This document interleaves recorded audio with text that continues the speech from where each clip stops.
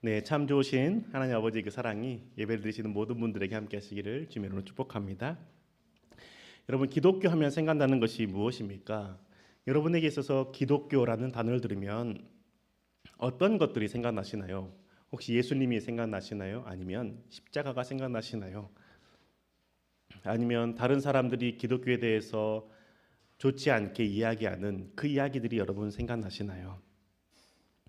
여러분, 기독교 하면 생각나는 것들이 이 예수님을 믿는 사람들에게 물어보면 많은 사람들이 예수님이나 십자가가 생각난다고 할 것입니다. 그런데 기독교의 핵심은 십자가에 있는 게 아닙니다. 기독교의 핵심은 십자가와 부활에 있는 것이죠. 부활이 빠진 십자가는 그냥 죽음일 뿐입니다. 그 당시 십자가에서 수많은 죄인들이 달려 죽었습니다. 그 죄인들이 달린 십자가 다 의미가 있었나요? 아니라는 것이죠.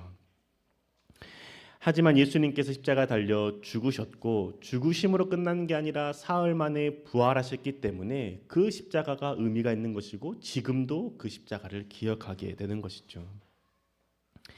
그 십자가에서 피 흘리심이 나에게 있는 죄를 용서함 받았음에 대한 의미가 생기는 것이고 주님께서 다시 살아나심으로 말미암아 죄 용서를 받은 우리가 영원히 살 수 있는 존재가 될 수 있다라는 것에 의미가 있는 것입니다. 우리가 믿어야 하는 것은 십자가의 죽음뿐만이 아니라 예수 그리스도의 그 부활하심도 함께 있다라는 것이죠. 죄 사함뿐만 아니라 영생을 믿어야 한다는 겁니다. 예수 그리스도를 믿음으로 말미암아 우리는 영생을 누릴 수 있기 때문이죠.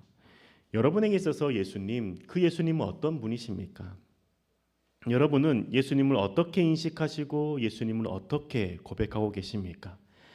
나에게 있어서 예수님이 어떤 분이신지에 대한 고백이 바르게 세워져야 있어야 우리의 신앙 또한 바르게 세워질 수 있습니다. 예수님에 대한 나의 고백이 무엇이냐에 따라서 그 예수님께 나아가는 나의 모습, 나의 태도가 달라지기 때문이죠. 예수님에 대해서 어떻게 고백하고 어떻게 인식하냐에 따라서 달라지는 그 모습을 오늘 우리가 본문을 통해서 함께 살펴보고자 합니다. 예수님께서 오늘 이 본문 이전에 우리 가운데 가르치셨던 게 무엇입니까? 천국이었죠. 천국은 포도원 주인이 품꾼을 구하러 그 시장에 나가는 것 같다라고 말씀하지 않았습니까? 그래서 그 포도원 주인이 각 시간마다 그 포도원 일꾼들을 모은 것은 자신의 이익을 극대화하기 위해서 모은 것이 아니라 그 사람들이 삶을 살아갈 수 있도록 자신이 포도원을 가꾸었던 것이고 그 사람들로 하여금 일하게 하고 돈을 받아서 그들이 살아갈 수 있도록 돕기 위해서 주께서 포도원을 섬겼던 것이죠. 천국이 어떤 것인지 이렇게 주님께서는 설명해 주셨습니다. 그런데 사람들은 그 천국, 제자들은 천국을 이해하지 못했던 것이죠. 천국에 대해서 이해하지 못했던 것뿐만 아니라 예수님께서 그 천국을 이루시기 위해서 십자가에 달려 죽으시고 부활하시겠다라고 말씀하시는 것 또한 이해하지 못했습니다. 주님께 지금 자신이 죽고 다시 부활한다는 것을 세 번째 말씀하심에도 불구하고 제자들은 전혀 이해하지 못하는 것이죠. 오늘과 같은 내용이 기록되어 있는 누가복음 18장 32절과 34절의 말씀 읽어드리겠습니다. 인자가 이방 사람들에게 넘어가고 조롱을 받고 모욕을 당하고 침뱉음을 당할 것이다. 그들은 채찍질한 뒤에 그를 죽일 것이다. 그러나 그는 사흘째 되는 날에 살아날 것이다. 그런데 제자들은 이 말씀을 조금도 깨닫지 못하였다. 이 말씀은 그들에게 그 뜻이 감추어져 있어서 그들은 말씀하신 것을 알지 못하였다. 제자들은 예수님께서 하시는 그 말씀이 무슨 뜻인지 전혀 이해하지 못했습니다. 왜 이해하지 못했을까요? 예수님께서 말씀하시기를 인자가 죽는다라고 표현했기 때문에 이해하지 못한 걸까요? 인자라는 호칭을 쓰셨기 때문에 인자가 누구인지 그들이 못 알아들은 걸까요? 그렇지 않죠. 예수님께서는 제자들에게 자신을 가르칠 때 인자라는 단어들을 자주 사용하셨습니다. 그래서 예수님께서 제자들에게 물으실 때 사람들이 인자를 누구라 하더냐라고 질문하지 않았습니까? 그때 제자들은 바로 대답하죠. 더러는 선지자라고 합니다. 더러는 세례 요한이라고 합니다. 라고 대답했죠. 그리고 베드로가 고백하기를 주는 그리스도시요 살아계신 하나님의 아들입니다라고 고백했습니다. 예수님께서 인자라는 단어를 쓰셨기 때문에 제자들이 못 알아들은 것 아닙니다. 그러면 이 예수님께서 세 번씩이나 내가 죽고 다시 살아난다는 것을 말씀하셨는데 제자들은 알아듣지 못하고 깨닫지 못했습니다. 왜 그랬을까요? 그 이유를 저는 두 가지라고 생각합니다. 하나는 그들의 머릿속에 예수님은 이 땅의 구원자가 데려오셨기 때문에 유대인들의 왕이 되셔서 구원해 줄 거라고 생각했기 때문입니다. 구약에서 예언된 메시아, 그 메시아가 그 죽는다라는 것은 상상할 수 없는 일이었던 것이죠. 왜냐하면 그 메시아는 이 땅 가운데 와서 로마로부터 해방시켜주고 다윗의 나라를 재건해 줄 거라고 믿었기 때문입니다. 또 다른 이유 하나는 그들이 이해하지 못한 또 다른 이유는 뭐냐면 예수님께서 비유로 말씀하셨다고 생각했기 때문이죠. 예수님께서는 자주 비유로 말씀하셨습니다. 비유로 말씀하실 때마다 제자들은 이해하지 못했습니다. 그래서 예수님께서 따로 비유에 대해서 설명해 주셨을 때 그때 제자들은 이해하고 그 말씀하신 뜻이 무엇인지를 깨달았던 겁니다. 지금도 제자들은 예수님께서 비유로 말씀하셨다고 생각하는 것이죠. 그래서 깨닫지 못하고 있는 상황 가운데 있는데 나중에 주께서 알려주시겠지라고 안일하게 생각하고 있는 겁니다. 지금 예수님께서는 내가 곧 이제 십자가에 달려 죽고 사흘 만에 부활할 것이다 라고 말씀하십니다. 이렇게 말씀하고 계시는데 그때 마침 세베대의 아들들의 어머니가 세베대의 아들들과 함께 예수님께 나옵니다. 세베대의 아들들이 누구이죠? 야고보와 요한입니다. 야고보와 요한이 예수님의 12제자인 야고보와 요한이 어머니와 함께 와서 예수님께 부탁하는 것이죠. 예수님께 부탁하는 것이 무엇입니까? 권력입니다. 예수님께서 유대인의 왕이 되셨을 때 예수님의 그 유대인의 왕의 좌측과 우측 그 자리 하나씩 하나는 야고보에게 하나에게는 요한에게 달라고 요청하는 것이죠. 야고보와 요한은 예수님의 12제자입니다. 그러니 그들이 그냥 요청할 수도 있는데 왜 이들은 어머니를 모시고 와서 함께 청탁했을까요? 그 이유는 그들의 어머니가 예수의 이모였기 때문이죠. 성경을 통해서 예수님과 그 야고보의 어머니의 관계를 확인할 수 있습니다. 마태복음 27장 56절의 말씀을 보면 그들 가운데는 막달라 출신 마리아와 야고보와 요셉의 어머니 마리아와 세베대의 아들들의 어머니가 있었다라고 기록하죠. 똑같은 내용에 대해서 요한복음 19장 25절 이렇게 기록하고 있습니다. 예수의 십자가 곁에는 예수의 어머니와 이모와 글로바의 아내 마리아와 막달라 사람 마리아가 서 있었다. 여기에 세베대의 아들 어머니와 예수의 이모가 동일 인물인 것이죠. 지금 야고보와 요한은 자신의 어머니가 예수의 이모이기 때문에 그 친척 관계를 이용해서 좋은 자리를 달라고 청탁하는 것이죠. 예수님께서 왕이 되셨을 때 가장 측근으로서의 권력, 오른쪽과 왼쪽 이모의 아들, 사촌인 우리들에게 주셔야 되지 않겠습니까? 라고 청탁하는 겁니다. 이들이 지금 예수님께서 십자가에 달려 죽는다라는 것을 이해했다라면 이 청탁하지 않았을 것입니다. 예수님께서 유대인의 왕으로 오신 것이 아니라 온 세상을 구원하시는 하나님의 아들로 왔다는 것을 온전히 이해했다면 이 청탁을 하지 않았을 것입니다. 그런데 그들은 예수에 대한 이해가 바르게 있지 않았던 것이죠. 예수님은 이 땅의 왕으로 오신 분이시고 왕으로 오셨기 때문에 권력을 쥐었을 때 그 권력들 중에서 12제자 중에 우리에게 주실 것이다라고 생각했던 겁니다. 예수님에 대한 바른 이해가 없으니 예수님에 대한 바른 믿음이 없으니 이들은 세상의 권력을 탐하면서 추구했고 예수님께 청탁했던 것이죠. 우리의 모습이 이럴 수 있다는 겁니다. 내가 믿는 하나님, 내가 믿는 예수님 누구인가요? 여러분에게 있어서 예수 그리스도는 누구이십니까? 실제하시고 천지를 지으신 창조주 하나님이 맞으십니까? 하나님의 능력, 혹시 하나님께서 모든 것을 해결해 주시는 그 능력에만 초점을 맞추고 계시진 않습니까?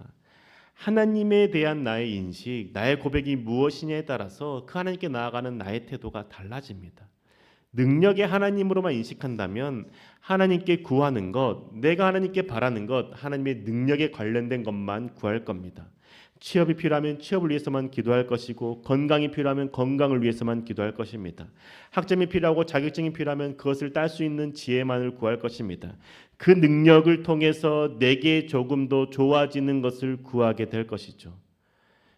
제자들도 마찬가지 아니었습니까? 왕이 되실 주님이기 때문에 유대인의 왕으로 로마부에서 해방시켜줄 왕이기 때문에 그 왕 앞에 구할 수 있는 것, 권력을 구했던 것이죠.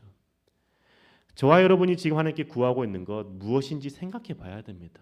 내가 지금 하나님께 구하고 있는 것이 무엇인지를 생각해 보면 내가 지금 하나님을 어떤 분으로 인식하고 있는지를 알 수 있기 때문이죠. 여러분은 하나님에 대해서 어떤 분이라고 생각하며 어떤 것을 구하고 계십니까? 나도 이 말씀을 준비하면서 내가 믿는 하나님에 대해서 좀 생각을 해봤습니다. 근데 저는 내가 믿는 하나님에 대해서 사랑과 섬김의 하나님이심을 고백하게 됩니다.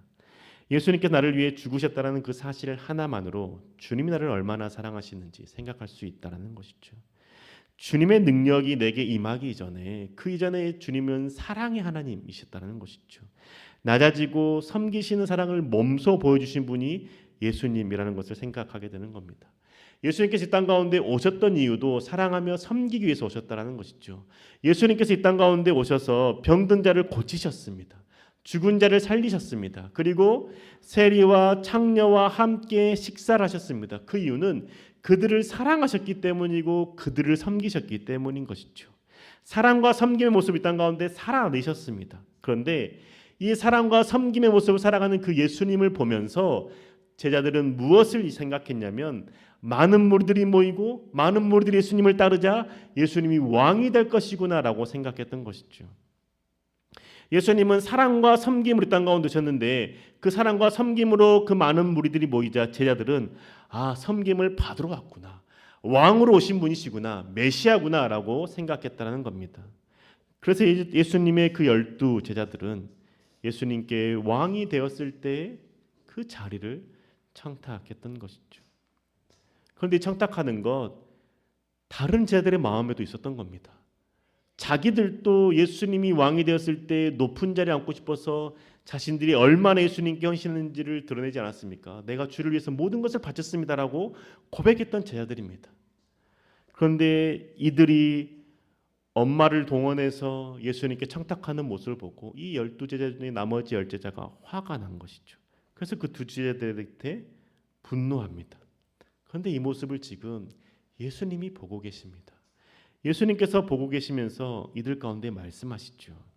마태복음 20장 25절에서 28절의 말씀입니다.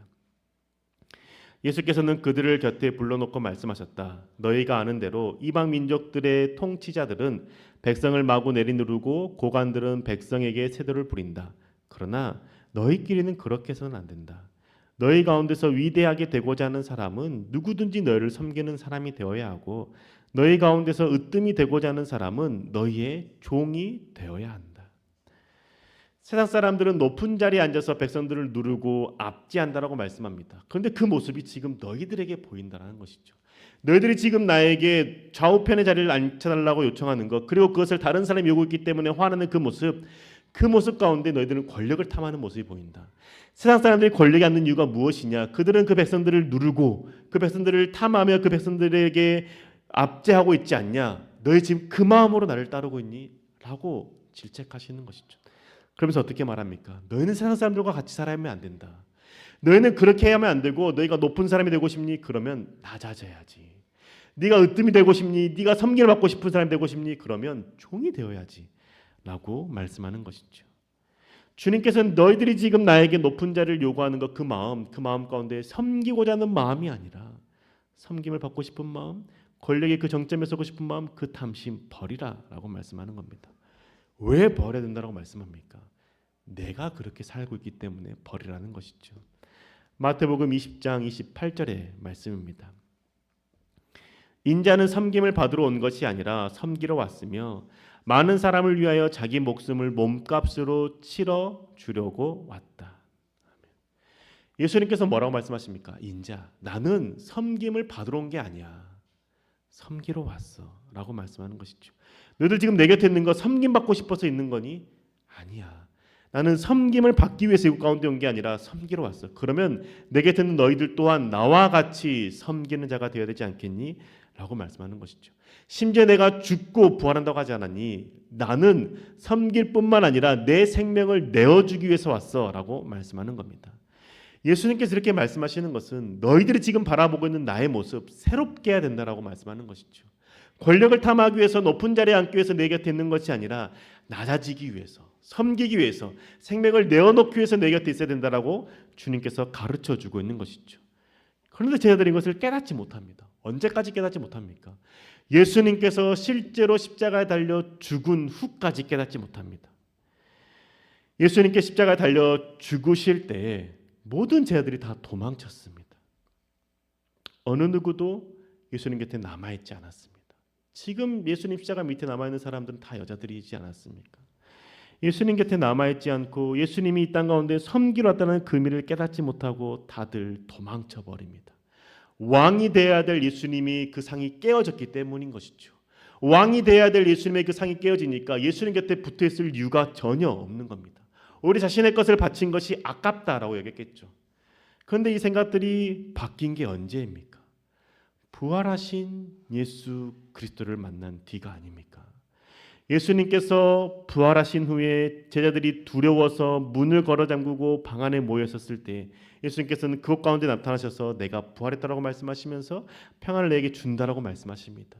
그리고 예수께서 부활하신 그 모습으로 제자들을 만나주시고 500명의 사람들을 만나주시고 그리고 나서 그들이 보는 가운데서 하늘로 올라가시지 않았습니까? 영원히 사는 존재가 무엇인지에 대해서 주님께서 보여주시지 않았습니까? 하나님께서 예수 그리스도를 살게 하셨고 부활하신 예수 그리스도께서 백성들 가운데 제자들 가운데 보여주신 이후에는 제자들이 예수님을 보는 시각이 달라진 거죠. 이 땅에 왕으로 와서 통치하는 자가 아니라 낮아지고 섬김으로 말미암아 우리를 죄에서 구원하신 분이시구나. 영원한 생명을 주시는 분이시구나. 죽음이 끝이 아니구나. 죽음 이후에 주님과 함께 할 수 있는 영원한 생명이 있구나. 그것을 깨닫게 된 것이죠. 그러자 그들의 태도가 바뀌지 않았습니까? 예수님이 죽기 전에는 십자가에 달려 돌아가실 때에는 모두 다 도망쳤던 제자들이 예수님 부활한 이후에는 그 예수님께 자신의 생명을 내어놓고 따르는 자가 되지 않았습니까? 주님을 전할 수만 있다면 어떤 고난도 어떤 핍박도 견딜 수 있다고 말하지 않습니까? 그 모습이 사도행전에 잘 나타나 있습니다. 사도행전 4장 18절과 19절의 말씀입니다. 그런 다음에 그들은 그 두 사람을 불러서 절대로 예수의 이름으로 말하지도 말고 가르치지도 말라고 명령하였다. 그때에 베드로와 요한은 대답하였다. 하나님의 말씀을 듣는 것보다 당신들의 말을 듣는 것이 하나님 보시기에 옳은 일인가 판단해 보십시오. 지금 이 제자들은 예수님에 대한 고백이 달라졌습니다. 고백이 달라지자 이들은 예수님을 전함에 있어서 두려워하지 않습니다. 이전에는 대제사장들의 그 핍박이 두려워서 도망쳤다라면 이제는 그 대제사장들이 예수 이름으로 말하지도 말고 전하지도 마라고 말했지만 내가 하나님의 말씀을 듣는 게 옳지 너의 말을 듣는 게 옳니? 라고 반문하지 않습니까? 예수님을 전하고 예수님을 섬기는 자가 되어서 두려워하던 상황에서도 담대하게 전하는 자가 됩니다. 예수님이 생명이 되시고 참 진리가 되신다는 사실이 깨닫게 되고 고백되어지자 어떤 고난도 두려워하지 않습니다. 생명을 잃는 것 어떤 두려움도 되지 않습니다. 왜냐하면 주님이 죽음 이후에 부활하신 것을 보았고 그 부활의 영생의 자리에 나도 들어갈 수 있음을 그들이 믿었기 때문인 것이죠. 주를 전하다가 죽임을 당한다 할지라도 주님 계시는 그곳에 내가 영원히 살 수 있으니 그것이 기쁨이라고 고백하는 겁니다. 사도 바울도 그렇게 고백하지 않습니까? 내가 지금 주님 곁에 바로 가고 싶지만 주님께서 내가 이곳 가운데 행하게 하고 맡기신 사역이 있기 때문에 이 사명을 다 감당한 다음에 주님 곁에 가겠다고 고백하지 않습니까? 주를 전하다가 죽임을 당하는 것 이들에겐 두려움이 되는 것이 아니죠. 왜냐하면 주님을 향한 시선, 주님을 향한 믿음, 주님을 향한 자신들의 생각이 바뀌었기 때문입니다. 더 이상 유대인의 왕으로 오신 예수님이 아니라 하늘 보좌를 버리고 낮아짐으로 생명을 주러 오신 예수님이라는 것을 고백했기 때문인 것이죠. 예수님에 대한 바른 믿음이, 바른 인식이 그들의 삶을 바꿨다라는 겁니다. 우리도 마찬가지죠. 예수 그리스도에 대한 우리의 믿음의 고백이 바르게 될 때 우리의 신앙 또한 바르게 설 수 있는 겁니다. 예수님의 이 땅 가운데 오신 목적은 고난과 아픔을 해결해 주려고 오신 게 아닙니다. 병든 자를 고치려고만 오신 것도 아닙니다. 귀신 들린 자를 고쳐주려고만 오신 것이 아니죠. 예수님께 이 땅 가운데 오신 목적이 뭐라고 말씀하십니까? 섬김을 받으러 온 게 아니라 섬기러 왔다라고 말씀하지 않습니까? 우리의 마음이 지금 내 문제가 해결되는 것에만 초점이 맞춰졌다면 지금 나의 예수님에 대한 신앙의 고백이 주님은 나의 문제를 해결해 주시는 분, 여기에 그쳐 있다는 것이죠. 근데 주님께서 땅 가운데 오신 목적은 낮아지고 섬기며 생명을 내어주러 오셨다고 말씀하지 않습니까? 그러면 내가 주께 구해야 되는 것은 주님, 내가 낮아지기를 원합니다. 주님, 내가 섬기는 자가 되기를 원합니다. 주님, 내가 종이 되는 자가 되기 원합니다. 주님, 내가 주를 위해서라면 내 생명을 기꺼이 내어줄 수 있는 믿음을 소유하는 자가 되기 원합니다라고 구할 수 있어야 되지 않겠습니까? 고통과 아픔을 벗어나게 해주시는 주님 맞습니다. 그런데 거기에서 머물러 있는 신앙이 아니라 주님이 원하시는 그 신앙의 자리까지 들어갈 수 있어야 되지 않겠습니까? 고난 속에서도 아픔 속에서도 함께 하시는 그 주님을 볼 수 있을 때, 낮아짐의 자리 가운데 섬김의 자리 가운데 주님께서 일하심을 볼 수 있을 때 우리의 신앙은 더욱더 성숙해질 것입니다. 주님의 믿는 자로서의 삶이 변화되기를 원하십니까? 그렇다면 주님에 대한 나의 믿음의 고백 또한 달라져야 됩니다. 주를 믿는 자로서의 삶이 변화되기를 원하는 그만큼 주를 향한 나의 고백이 바뀌어야 된다는 것이죠. 낮아짐과 사랑과 섬김으로 사셨던 그 주님이 나의 주님임을 고백해야 된다는 겁니다. 주님이 나를 위해서 이 땅 가운데 내려오셨고 낮아지셨으며 십자가에 달려 죽으셨을 뿐만 아니라 거기에서 끝난 게 아니라 생명을 누리시고 부활하심으로 영생 우리 가운데 주셨다는 사실을 기억해야 된다는 것이죠. 그 사랑이 우리를 살게 했고 그 사랑의 모습으로 우리를 살아가게 하신다라는 겁니다. 낮아지고 섬기는 삶을 살아가 봅시다. 그 삶을 구합시다. 종되는 삶에 대해서 두려워하지 말고 주님께서 종되는 삶을 살 때 으뜸이 되게 하신다고 말씀하셨으니 그 말씀을 믿고 살아가 봅시다. 그 주님께 나를 높여 들리신다는 것은 내가 살아있을 때만 높여 들려주시는 것이 아니라 내가 죽은 이후에라도 주님께서 나를 높여 들리실 수 있는 분이심을 믿읍시다. 사도 바울이 그렇게 살지 않았습니까? 사도 바울은 누가 보면은 사도 바울은 감옥에 갇혔다가 참수를 당해서 비루한 삶을 살다가 죽은 자처럼 보입니다. 그런데 그 사도 바울이 죽은 이후에 어떻게 되었습니까? 주께서 높이셔서 많은 자들이 그 사도 바울의 가르침을 듣고 예수 그리스도를 더욱더 깊이 알 수 있게 되지 않았습니까? 우리의 믿음도 그래야 된다는 것이죠. 내가 살아있는 동안에만 주님께 나를 높여주실 것에 대한 생각을 갖는 것이 아니라 내가 죽은 이후에도 주님께서 나의 삶을 돌아보시고 나의 삶을 통해 나의 자녀들이 나의 후손들이 주 앞에 바로 설 수 있고 나를 높일 수 있는 그 자리 가운데 우리를 세우실 수 있다는 것을 우리는 생각해야 한다는 것이죠. 그러니 우리 낮아지는 자리, 종이 되는 자리 두려워하지 맙시다. 종된 자로 살다가 죽는 것, 사랑하는 교회 여러분, 주님이 어떤 분인지를 생각합시다. 주님에 대한 바른 인식이 우리를 바른 신앙인으로 살게 합니다. 주님이 이 땅에 왕으로 오신 분이 아닙니다. 나의 문제를 해결해 주기 위해서 오신 분도 아닙니다. 십자가에 달려 죽으시고 부활하신 이유는 섬기러 오셨고 사랑을 몸소 보여주시기 위해서 오셨다는 것이죠. 우리 그 주님을 믿는 자로서 그것을 구하며 살아갑시다. 주님, 내가 낮아지게 하여 주시고 내가 섬기는 자가 되게 해 주시고 내가 사랑하며 살아가는 자가 되게 해달라고 우리 기도하는 자가 됩시다. 그 주님을 닮기를 소망하는 마음으로 주님이 내 삶 가운데 어떤 분이신지를 바른 눈과 바른 시각으로 고백합시다. 그러할 때 우리의 신앙도 바르게 방향이 잡힐 것입니다. 온전히 주님을 알고 주님과